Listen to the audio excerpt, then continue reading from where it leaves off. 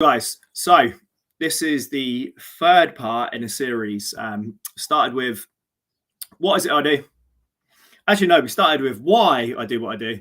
Then we had what do I do? Now we're going to talk about how I do what I do. So how do I help busy men to step up in their health, their fitness, and performance? All right, so let's roll straight into it. So the first thing I do is really look to develop the why. So we know that motivation is finite. Motivation runs out, it comes and goes like the wind. The first thing I do, the first thing I work on with my clients is we look at the why. Why is it important to step up in health, fitness, and performance? How is it going to have an impact on your family's life?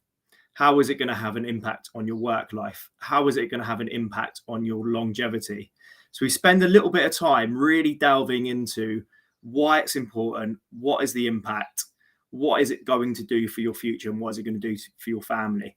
The reason that is absolutely fundamental, like I said, motivation goes like the wind. And if you just show up when you're motivated, it's not going to work because you're not going to be motivated all the time. But if when times are a little bit tough, you think back to that why it's important to you, why if you show up, you know you're going to feel good, why it's going to help your performance, going to help your health. Hopefully, when those moments when times are a little bit tough, you're going to keep pushing through. So what I do fundamentally is focus on your why.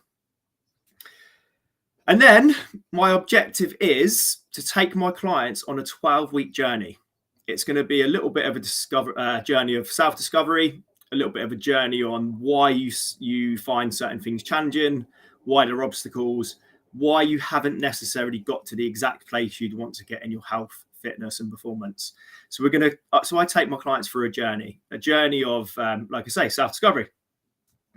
And then we basically move on to nailing the basics. Now, I speak to a lot of guys who are looking for maybe like a quick fix, or they want to know their macros, or all these different things that, unless you nail the absolute basics, are not important.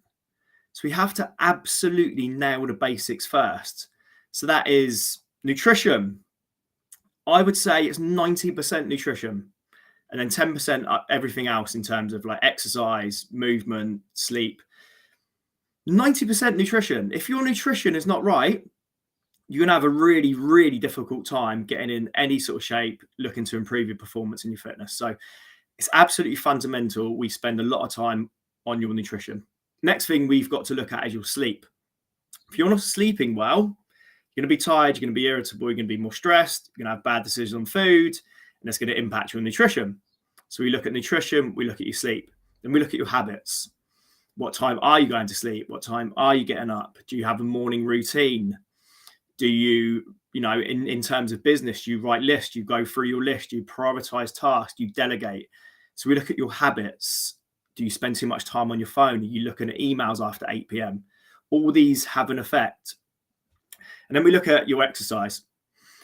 Look, of course, exercise is absolutely fundamental, and all the top leaders in business prioritize exercise because they know that their health is absolutely a priority for them to be the best for them, but then for all their employees. So of course we look at exercise, but it's not the biggest lever. There's levers above it: sleep, sorting out your nutrition, your habits.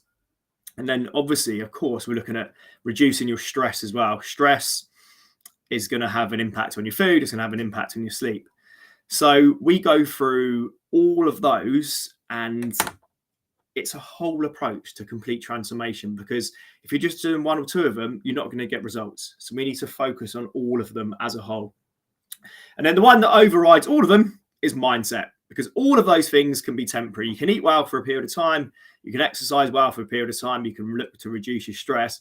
But if your mindset isn't right, as in if your thinking is broken, you're telling yourself you don't have enough time, you can't eat healthy, you're too stressed, you have to sleep not as much. That's a mindset that's not really going to get you to where you want to get to. So you've got to try and shift your mindset into, I can find the time to exercise, whether it's 20 minutes and not an hour.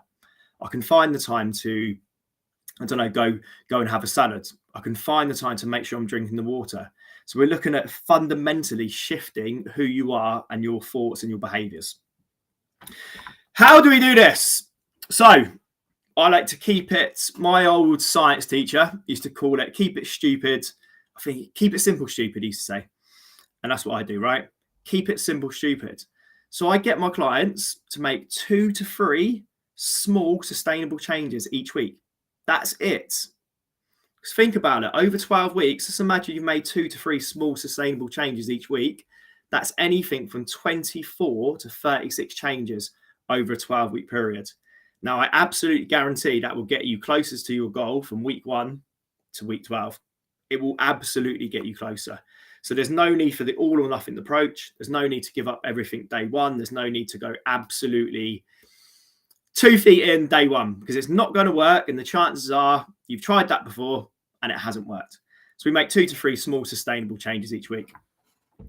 The other thing that I look to do is raise consciousness.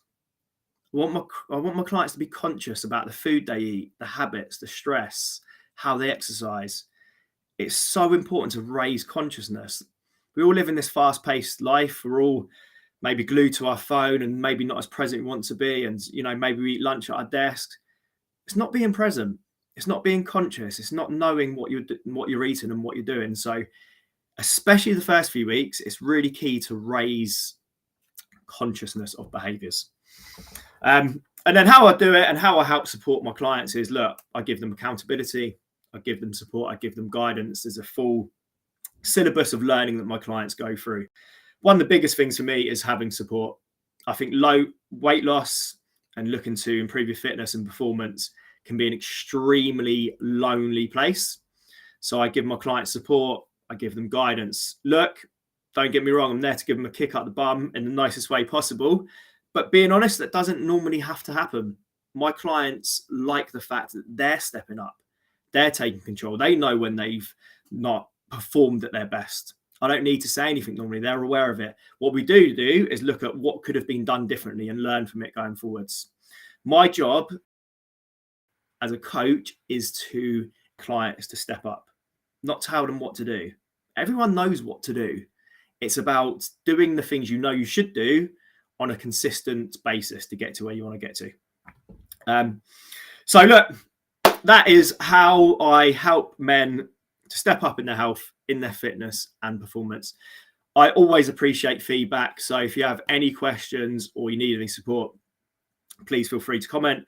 I'm going to post a link to my website and you can book a free 15-minute discovery call with me where we can look at where you are, where you want to get to, and I can give you some thoughts to help you get there. All right. Cheers, everyone. Have a good day.